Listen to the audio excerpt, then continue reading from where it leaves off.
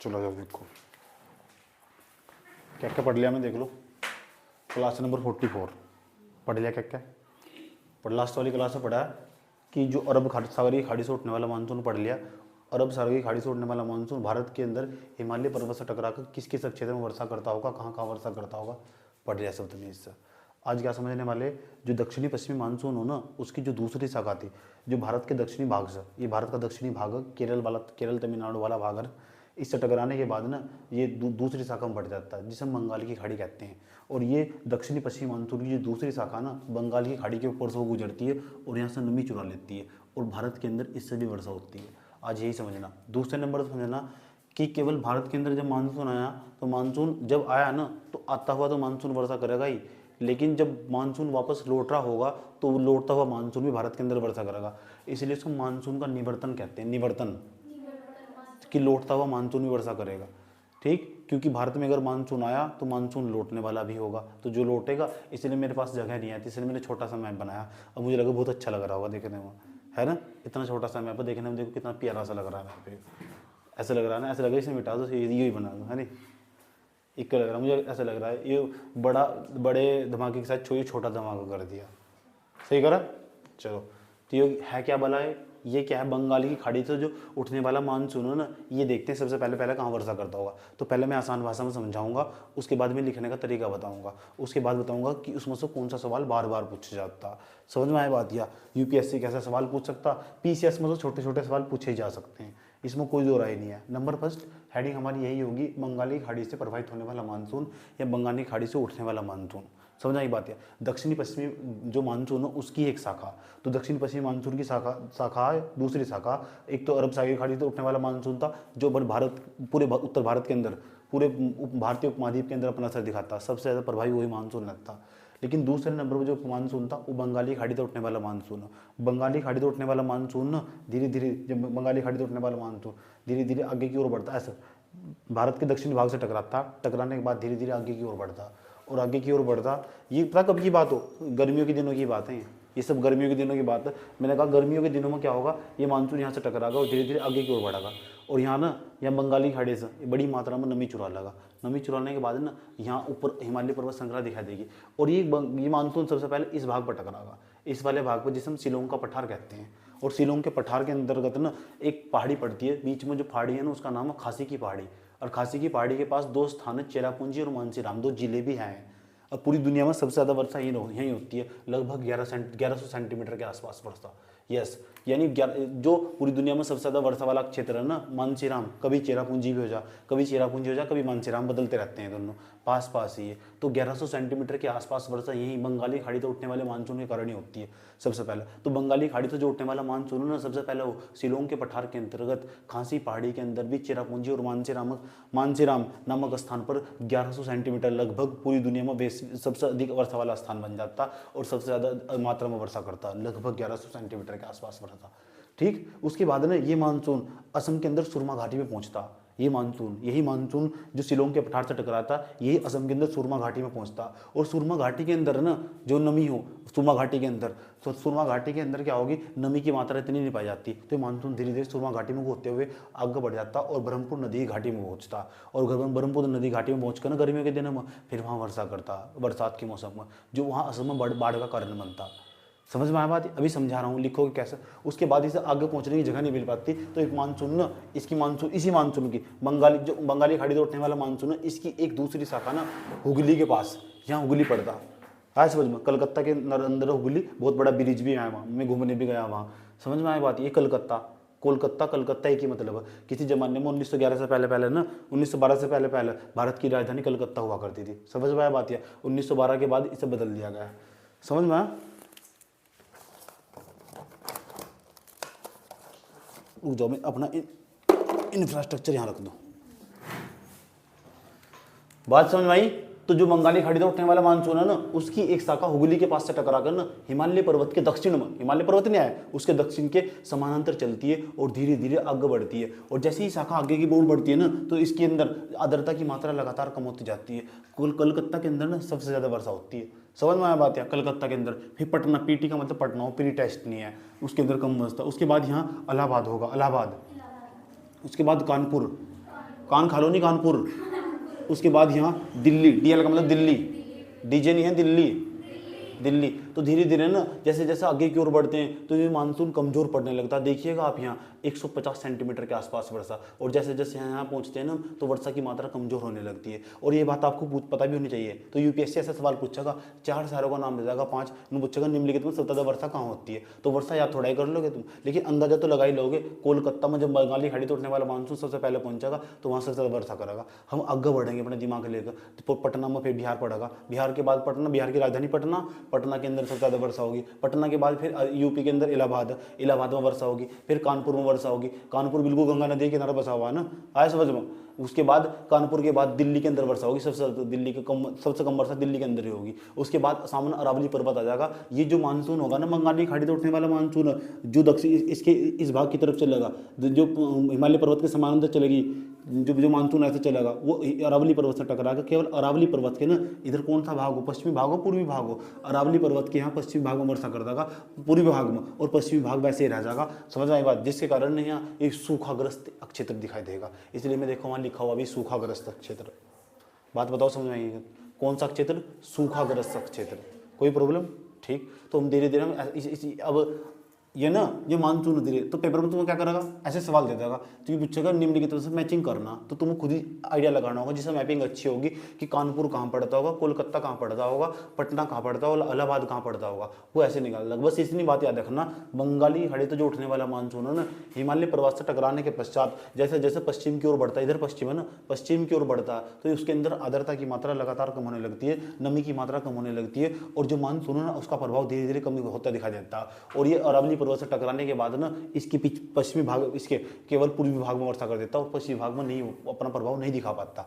समझ आई बात यार, इतनी बात बताओ, कोई दिक्कत तो नहीं आएगी। लेकिन इतना ही, फेरल का नियम क्या कहता है, फेरल का नियम कहता है कि जो हवाएं ना, जो नीचे से हवाएं आएंगी वे हमेशा उत्तर की तरफ जाएगी, दक्षिण की तरफ नहीं जाने की, कहाँ जाएगी, उत्तर की तरफ।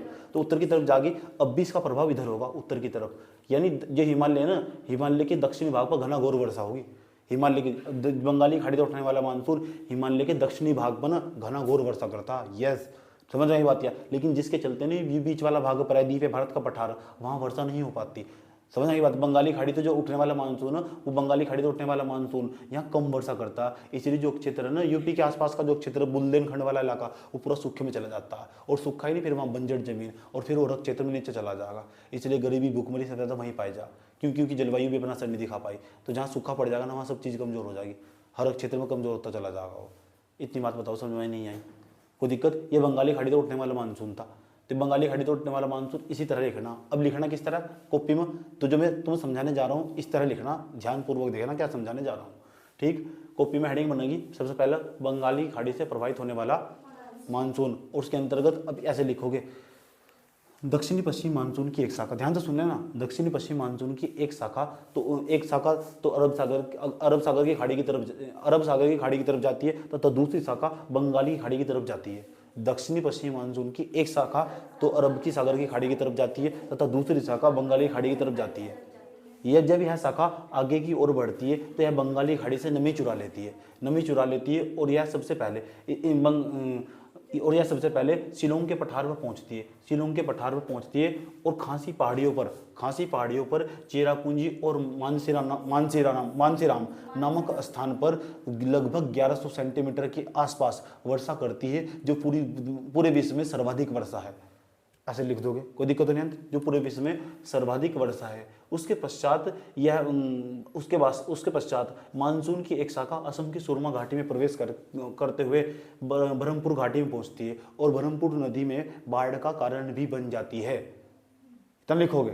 इसके बाद इसकी एक शाखा, इसकी किसकी, मानसून की, कौन से मानसून की, बंगाली खाड़ी से उठने वाले मानसून। इसकी एक शाखा हुगली के पास होते हुए कलकत्ता, पटना, ये क्या है, इलाहाबाद, कानपुर और दिल्ली तक पहुंचती है। यह शाखा जो जैसे जैसे आगे की ओर बढ़ती है तो मानसून के अंदर आर्द्रता की मात्रा लगातार कम होने लगती है, ठीक। जैसे बात की जाए तो कोलकाता के अंदर लगभग 150 सेंटीमीटर वर्षा, और धीरे धीरे यह वर्षा की मात्रा दिल्ली तक पहुंचते पहुंचते लगभग 56 सेंटीमीटर तक हो जाती है।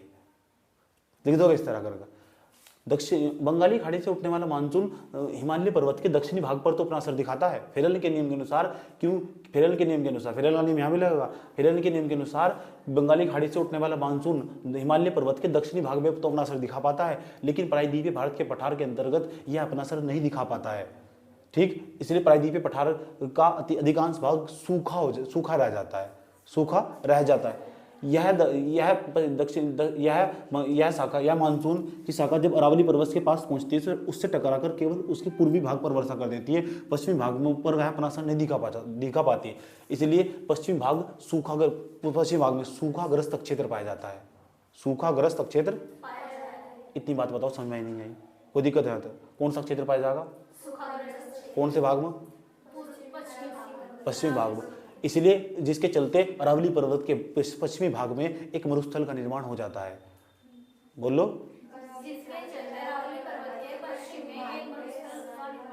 का निर्माण हो जाता है। इतनी बात बता दो, समझ में? एक बार में दोबारा बोल के बताऊंगा प्यार के साथ। मैं कहाँ से चलूंगा, बस मेरी भाषा और मेरा रास्ता पकड़ लेना। मेरी भाषा और रास्ता पकड़ लिया तो जिंदगी में ये समझ जाओ कभी ना कामयाब नहीं होने के, ना करे नहीं खेलेगाने की जिंदगी में कभी भी। चलो, दक्षिणी पश्चिमी मानसून की एक शाखा, दक्षिणी पश्चिमी मानसून, हेडिंग वही बनेगी, बंगाली खाड़ी से उठने वाला मानसून। दक्षिणी पश्चिमी मानसून की एक शाखा भारत की प्रायद्वीपीय भारत के दक्षिणी भाग से टकराकर, प्रायद्वीपीय भारत नहीं आया, प्रायद्वीपीय भारत के दक्षिणी भाग से टकराकर बंगाल की खाड़ी की तरफ, एक अरब सागर की खाड़ी की तरफ तथा दूसरी शाखा बंगाली खाड़ी की तरफ चली जाती है। कोई दिक्कत आता है? जो शाखा बंगाली खाड़ी की तरफ जाती है वह बंगाली खाड़ी से नमी चुरा लेती है और सबसे पहले मानसून की एक शाखा शिलोंग के पठार के पास पहुंचती है। शिलोंग के, इसी बात का से लिख सकते हैं, शिलोंग के पठार के पास पहुंचकर चेरापूंजी और मानसीराम नामक स्थान पर घनाघोर वर्षा करती है। इस वर्षा की मात्रा लगभग 1100 सेंटीमीटर के आसपास होती है, जो विश्व में सर्वाधिक है। ऐसे लिखोगे, समझ में आया बात? विश्व में सर्वाधिक है। मानसून की एक शाखा असम की सुरमा घाटी में पहुंचती है। असम की सुरमा घाटी में पहुंचने के पश्चात यह ब्रह्मपुत्र नदी घाटी में पहुंचती है और वहां बाढ़ का कारण बन जाती है। लिख दिया। मानसून की एक शाखा हुगली के पास कलकत्ता से होते हुए हिमालय पर्वत के दक्षिणी भाग से टकराकर उसके समानांतर चलने लगती है, उसके समानांतर पश्चिम की तरफ चलने लगती है। दोबारा फिर समझो, मानसून की एक शाखा हुगली के पास हिमालय पर्वत से टकराकर उसके समानांतर पश्चिम की ओर प्रवाहित होने लगती है, पश्चिम की ओर प्रवाहित होने लगती है। फेरल के नियम के अनुसार बंगाली की खाड़ी से उठने वाला मानसून हिमालय पर्वत के दक्षिणी भाग पर अपना प्रभाव दिखा पाता है, परंतु प्रायद्वीपीय भारत के पठार पर अपना प्रभाव नहीं दिखा पाता है, जिसके चलते बुंदेलखंड वाला भाग सूखाग्रस्त क्षेत्र में आ जाता है।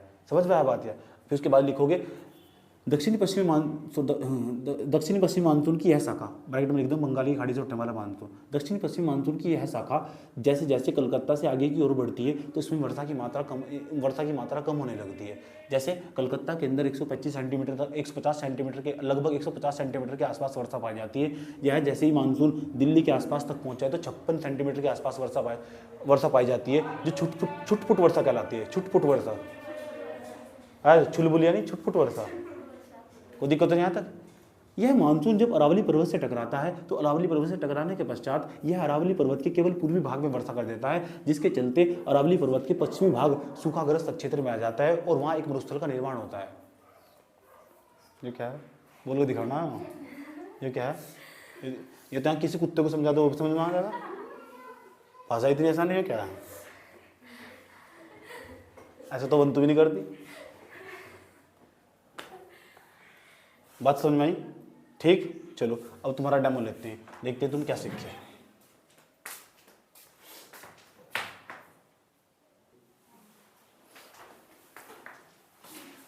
लिखो,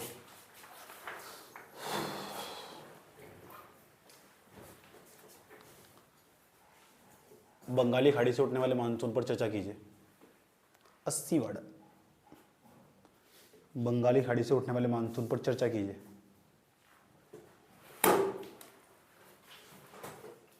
चर्चा काटता इसलिए बंगाली खाड़ी से उठने वाले मानसून को विस्तार से समझाइए। चर्चाएं बहुत कर लेना हमने।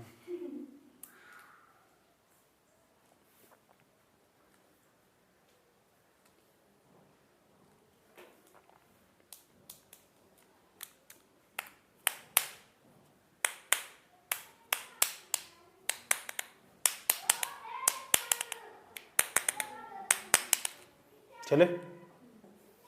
अब ये बताओ मुझे, जब मानसून भारत में आया तो मानसून तो भारत में लौटेगा भी। ये मानसून भारत में आया है तो मानसून भारत में लौटेगा भी। और जैसे ये भारत में लौटेगा तो देखते हैं कैसे लौटेगा ये। देख लीजिए। हेलो, इधर सबसे पहले बात, इस तरह 3-4 सवाल पूछाते हैं। इसे हम बोलते हैं मानसून का निवर्तन या मानसून का लौटना। रिपीटेड मानसून, रिपीटेड वापस लौट रहा है, इसे निवर्तन कहते हैं मानसून का। पहले सबसे पहले पूछता कि जो सवाल, छोटे छोटे सवाल पूछता कि जब मानसून सबसे पहले लौट रहा होगा वो कौन से राज्य में से लौटेगा। दूसरा सवाल पूछेगा लौटता हुआ मानसून सबसे ज़्यादा वर्षा कहाँ करेगा।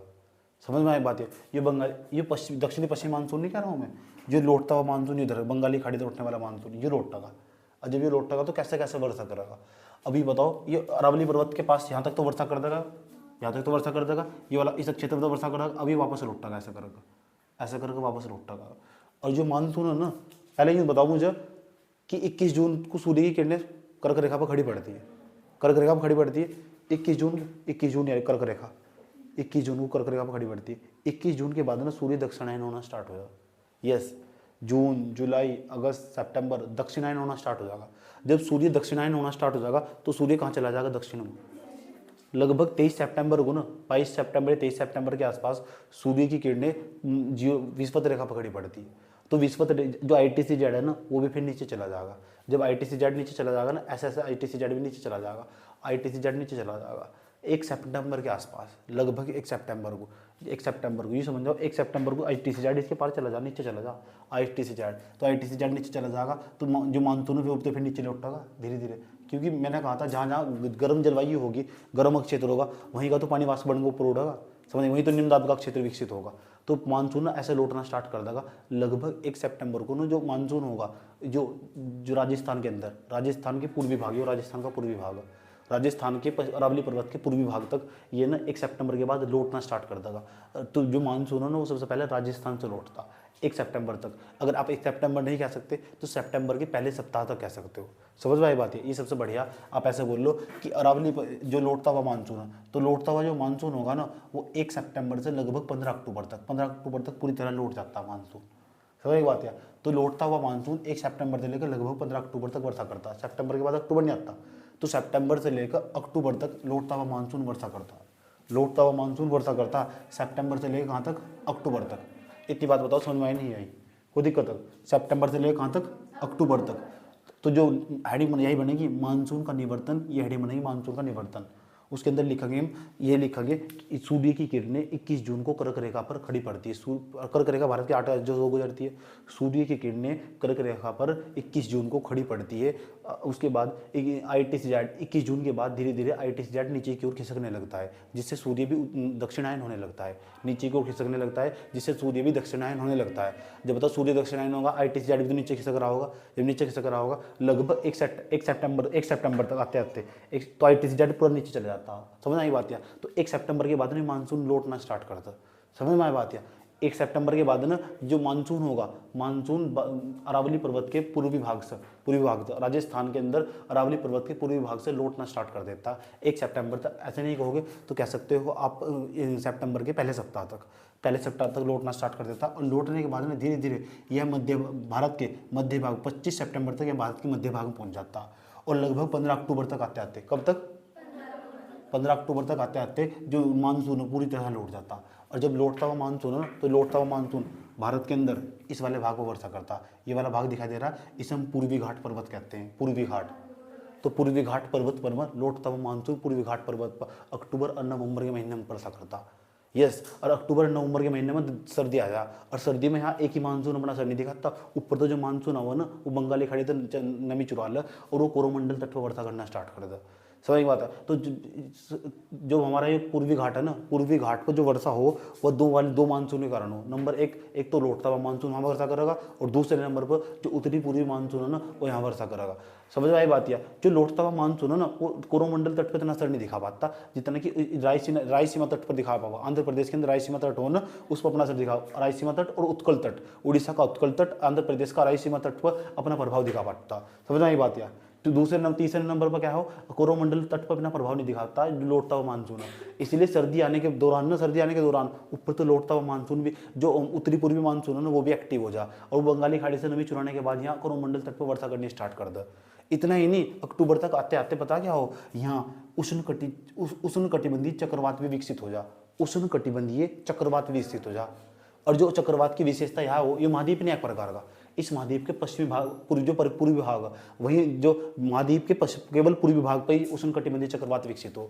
जो उष्ण कटिबंधीय चक्रवात हो ना, ये ना विषुवत रेखा के समीप 10 डिग्री और 10 डिग्री दक्षिण, 10 डिग्री उत्तर के उसके पार ही विकसित होंगे। 10 डिग्री उत्तर में, 10 डिग्री दक्षिण में विकसित होंगे। तो इस उष्ण कटिबंधीय चक्रवात क्यों कह रहे, क्योंकि महाद्वीप के ये केवल पता कौन से भाग पर होंगे, पूर्वी भाग पर होंगे। उष्ण कटिबंधीय चक्रवात महाद्वीप के पूर्वी भाग पर विकसित होते हैं। कहाँ होते हैं? पूर्वी भाग में विकसित होते हैं। इतनी बात बता समझ में, कोई दिक्कत आता है?